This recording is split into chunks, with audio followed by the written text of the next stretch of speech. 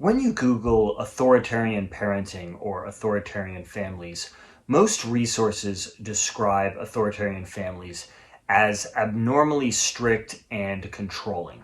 WebMD, for example, describes authoritarian parenting as an extremely strict parenting style. And so there is a norm that is accepted in parenting and families.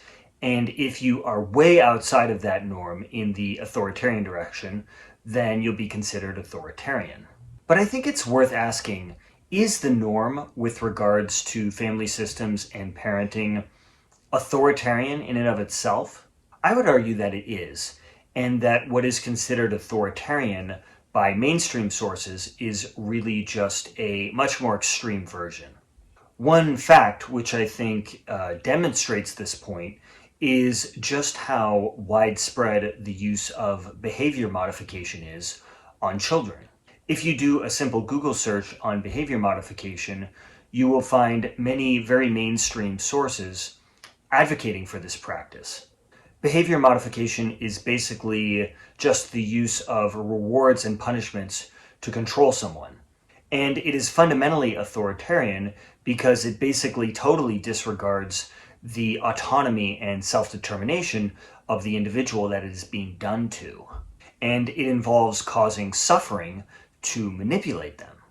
So it is a very mainstream practice that is widely accepted in our society to be used on children that is essentially operationalized authoritarianism. Another fact which I think really illustrates that authoritarian families and authoritarian parenting is the norm is just how widespread drugging children is in order to control them. This is done to millions and millions of children. So the norm with how children are raised in our society is quite authoritarian in both families as well as school. And this is one thing which makes it so challenging if we're trying to really heal ourselves from this and evolve and grow out of it, is because we can't really look to our society to validate what we went through and help us to navigate our way out of it, because society is a part of that same awareness that essentially wounded us. And for me, this is a big part of why I was confused for so long, was because I really didn't have anybody that could help to validate what I went through, because it simply was not in the mainstream awareness, and that includes therapists. And eventually I started to realize more and more that I really just needed to self-validate if I was ever going to really grow beyond this. And so if we were hurt by authoritarian norms in family systems, it can be really easy for us to think that there's just inherently something wrong with us, because the world around us is basically reflecting that back to us, suggesting that if the way things are, if the status quo doesn't work for you, then there's something wrong with you. And that's why it can be really validating and really healing to be able to look and say, well, wait a second, these systems, in this case these family systems, are quite authoritarian and quite damaging. And that's why we were hurt, and that's why we were wounded. Not because there's something inherently wrong with us, because there's something wrong with the environment. And now I can see very specifically exactly what was wrong. And so going through that process is, I think, really healing and really empowering. So with this context in mind, I'm going to share a few thoughts that I have on how specifically authoritarian family systems can hurt us. One is that the focus in authoritarian family systems is all about controlling us.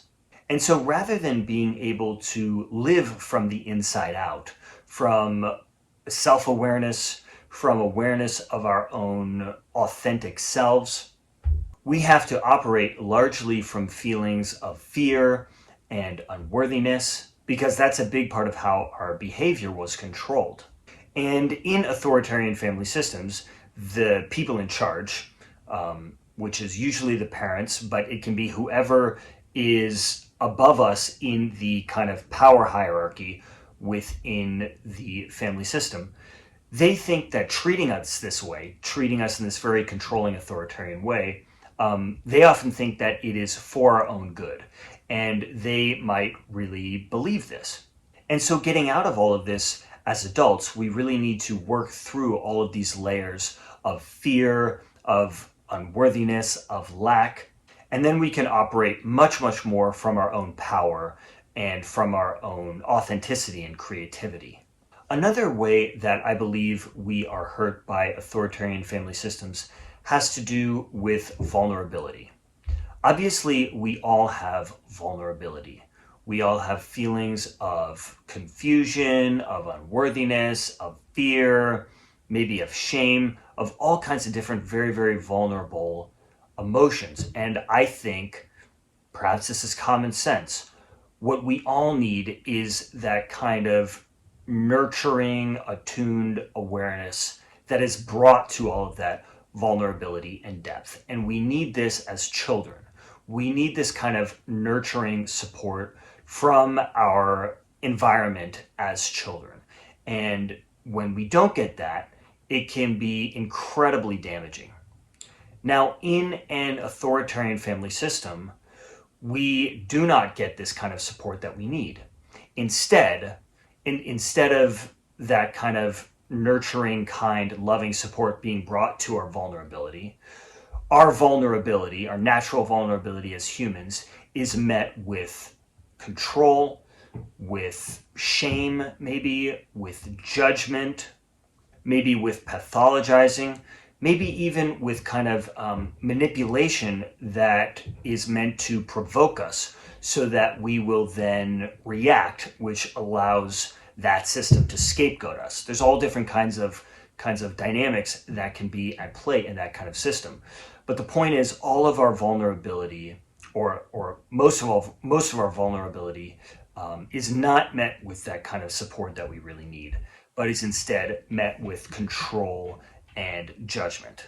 And so in order to survive in that family system, we have to really bury all of that vulnerability and all of that depth. And so now as adults, we really need to work through all of that and really, you might say, reparent all of our own depth, which is a difficult task. It's a difficult journey. It's a long journey, but it's definitely doable.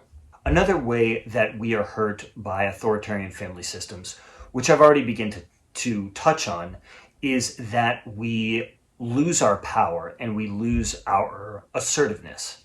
This is a key aspect of authoritarian systems of all kinds, not just families, also political ones, social ones, etc., is that people become weakened and people become disempowered because it's all about the power and the control being in the hands of whoever is dominating that system. And so in an authoritarian family system, when we own our power, we get attacked. And so it starts to feel very unsafe for us to own our power. It feels much safer to be small, to hide ourselves, to be kind of weakened and disempowered, because owning our power is literally unsafe for us as children because we depend on that family system to survive. And this is a big reason why I think so many people are going through adulthood with this kind of conditioning that is keeping them small and fearful and disempowered. It's because they had to become that way in order to adapt to that authoritarian family system. So as adults, we have the opportunity to look at how we might still be controlled by that system. Maybe we still have relationships with people of that family system, and there's still that kind of same power dynamic going on. Maybe we have been shaped by that family system, and that conditioning is still dominating our lives. Stepping back for a moment here, most of the videos on this channel, as well as my Twitter account, are about the various authoritarian circumstances that young people find themselves in my opinion. Whether it's in the school system, in family systems, or in the mental health system, which also has many authoritarian elements to it.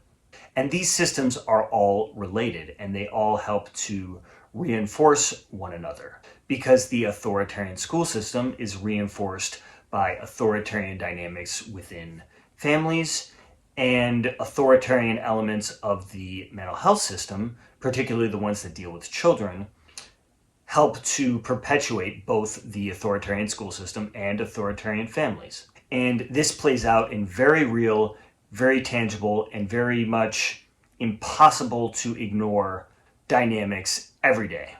And all of this is working against the self-determination of the child or the teenager or the young person. And these systems exist within a culture that perpetuates them. And this is part of why healing from these kinds of things is so difficult and challenging, is because we literally have to individuate not only out of our family system or the mental health system perhaps, but also out of our culture on some level. So these are a few of my thoughts on authoritarian family systems. I have a lot more, so I'm sure that I'm going to have a lot more videos on this topic down the road. I really hope that this video has been helpful for you. Please consider sharing this video if you know of anybody that you think it might be relevant for. Please subscribe to the channel if you haven't done so already. Thank you so much for watching this to the end, and I look forward to having you next time.